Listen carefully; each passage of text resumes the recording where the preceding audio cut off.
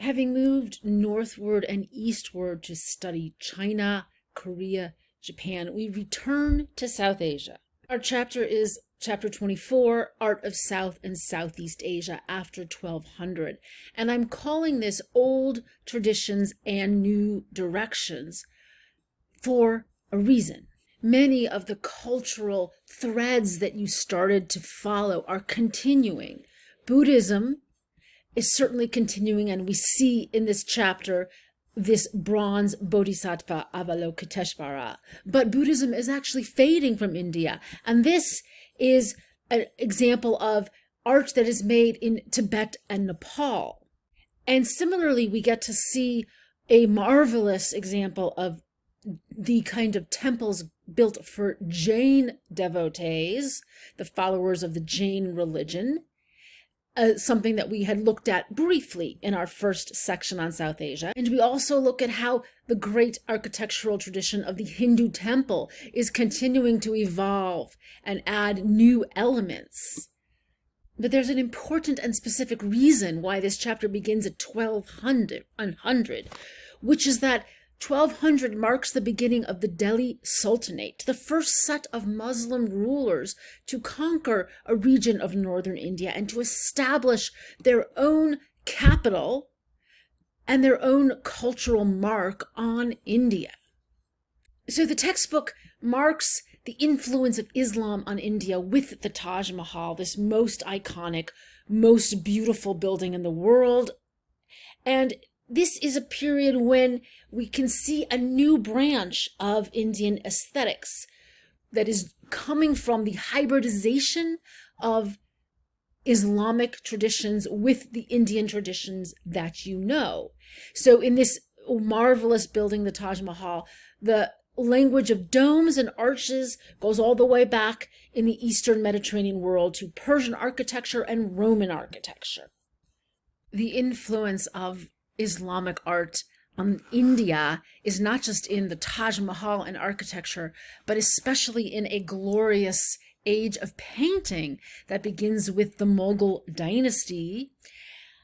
And this is a form of painting that gives us a kind of feast for the eyes. Look at the sumptuous ornamentation that comes right out of the Islamic tradition, but also a magnificent record of life at court, as this one records the kind of passing of power to Babur, the founder of what we will see as the important Mughal dynasty, some of the greatest art patrons in the world.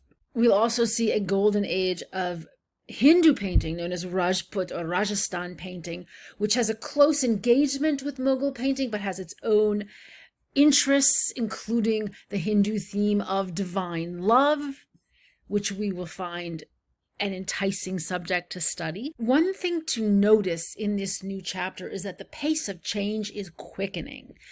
Here's a page where the textbook is going back for a moment to show foundations of Indian culture, what you studied in the last chapter on South Asia, partly in case a student is using this in a class where they don't get that first chapter. And you can see that you learned a tremendous amount. So many things happened from the beginnings of the Indus River Valley civilization to the coming of the Aryans, the development of the Upanishads, which helped to lead to Buddhism and Jainism, and then the great dynasties such as the Gupta dynasty, so and so on. But all of that took place over thousands of years, from about 2500 BCE to about 550 CE to 1000 CE. Look what happens now. You step in around 1200 when Muslims from Central Asia have gained political dominance in North India and are bringing elements of Persian culture and Islamic religion. And there are also events going on in South India in terms of the Hindu kingdom that is rising to power. We'll get our great Mughal Empire. And then that's all, 1200 to 1500. By 1700, there are European traders in India, both Dutch, English, and French. And then after a momentous battle in 1757, the British control India as their colonial power part of their colonial power system by 1800.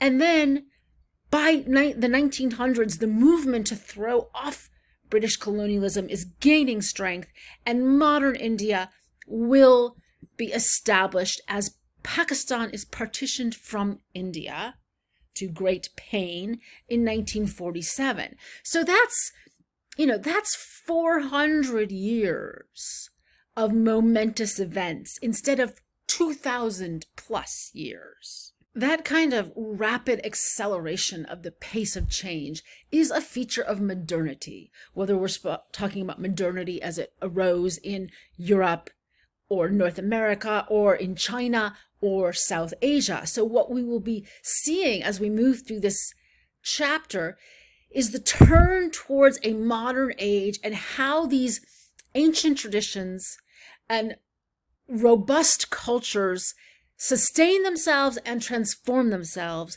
in the process of modernization.